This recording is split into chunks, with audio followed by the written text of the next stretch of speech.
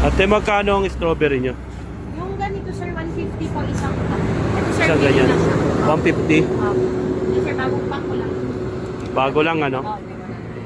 Ito sir, 500 per kilo. Baka gusto mong itry. Pero king berries kasi yan sir. Ano ba yung pinagkaiba niyan? Variety lang naman sir. Ito sweet Charlie na variety. Yan sir, king berries. Ang king berries kasi sir, yan po yung, yan sir, kita mo na malaki talaga yung size niya.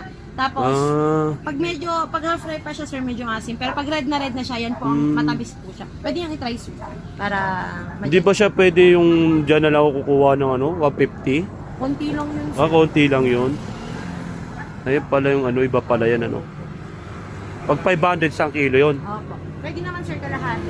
Pagkakalate, 250. Opo. Opo sir. Tikman Pwede mo, sir. matikman. Sige sir. So, ikaw nga pumili. Marami kamay ko.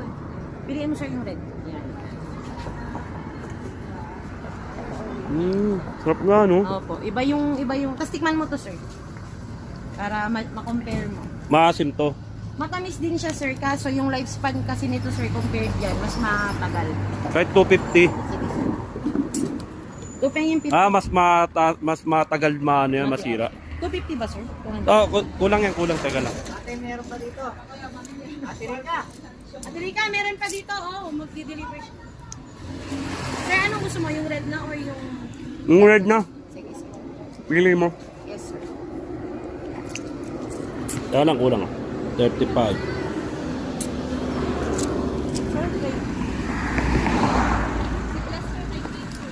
Teka lang ha.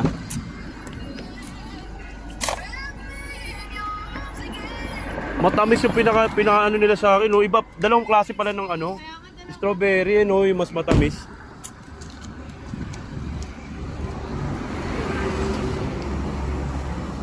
Pwede raw patikim na ito sa kanila. Dalawa. Okay lang. Yung malit na dalaw, malit lang na ano. Sige sir, ikaw na. Kasi baka malugi pa kayo eh. Yan, basta yung red sir. Basta red ito. Sir, longgan. Granate, orange. Tikman nyo raw.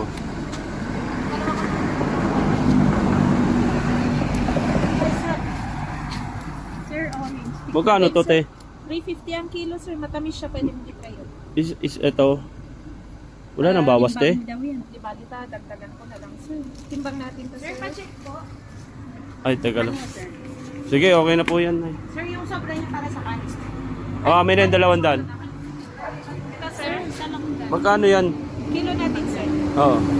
Sir, dito tayo. Meron sa bahay eh. Meron na sa bahay. Sa longgan natin. Sige na sir. Madadami yung